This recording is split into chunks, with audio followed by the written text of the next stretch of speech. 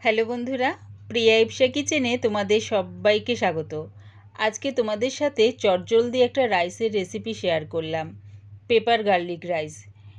এই রাইসটা তোমরা বাচ্চাদের টিফিন বক্সে দিতে পারো বা কলেজে অফিসের লাঞ্চ বক্সও নিয়ে যেতে পারো। রেসিপিটা ভালো লাগলে প্লিজ আমার চ্যানেলটিকে লাইক ও সাবস্ক্রাইব করে দিও। তবে দেখে নাও আমি এটা কেমনভাবে তৈরি করি। গ্যাসটাকে হাই ফ্লেমে রেখে একটা কড়া বসিয়ে দিয়েছি। এর মধ্যে দিয়ে দিলাম 1 চামচ রিফাইন তেল আর 1 চামচ ঘি। তেল আর ঘিটা ভালো মতন গরম হয়ে গেলে দিয়ে দিলাম দুটো মাঝারি সাইজের পেঁয়াজ কুচি। পেঁয়াজটা একটু নাড়িয়ে চাড়িয়ে এবারে দিয়ে দেবো রসুন কুচি। প্রায় 17-18টা রসুনের কোয়া দেখো ঠিক এই রকমভাবে কুচিয়ে নিয়েছি। এটা এবারে দিয়ে দিলাম। রসুনটা যখন পেঁয়াজের সাথে তেলের আর ঘিয়ের মধ্যে বেশ একটু ভাজা ভাজা হবে, সেই গন্ধটা যখন রাইসের মধ্যে যাবে, রাইসটা খেতে এমনিই ভালো লাগবে। এবারে দিয়ে দিচ্ছি অর্ধেক কাজু, 1 মুঠের মতন। কাজুটা দিয়ে সব কিছুর সাথে আরও একটু নাড়িয়ে চাড়িয়ে নিলাম। দিলাম দুটো মাঝারি সাইজের টমেটো কুচি।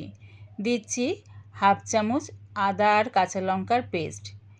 দিলাম স্বাদ অনুযায়ী নুন। সব কিছু দিয়ে ভালো করে নাড়িয়ে চাড়িয়ে নিচ্ছি।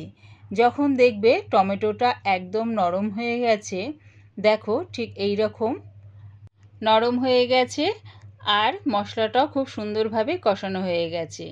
আগে থেকে দেরাদুন চালের ভাত করে রেখেছিলাম, সেটা দিয়ে দিলাম। এবারে দিচ্ছি 1.5 চামচ গোলমরিচ গুঁড়ো। ঝালটা সম্পূর্ণ তোমাদের স্বাদ অনুযায়ী ব্যবহার করো। সব কিছু দিয়ে ভাতটার সাথে ভালো করে মিশিয়ে নেব। একবার আমার মতন করে এই পেপার গার্লিক রাইস বানিয়ে দেখো, কেমন হয়েছে কমেন্টের মাধ্যমে জানিও। খুব অল্প সময়ের মধ্যে হয়ে যায় এই রাইসটা। রেডি হয়ে গেছে পেপার গার্লিক রাইস। এবার এটা নামিয়ে নেব। আমার এই পেপার গার্লিক রাইস ভিডিওটা পুরো দেখার জন্যে প্রিয়া ইপসা কিচেনের থেকে তোমাদের সবাইকে অনেক ভালোবাসা রইল। রেসিপিটা ভালো লাগলে প্লিজ আমার চ্যানেলটিকে সাবস্ক্রাইব করে দিও।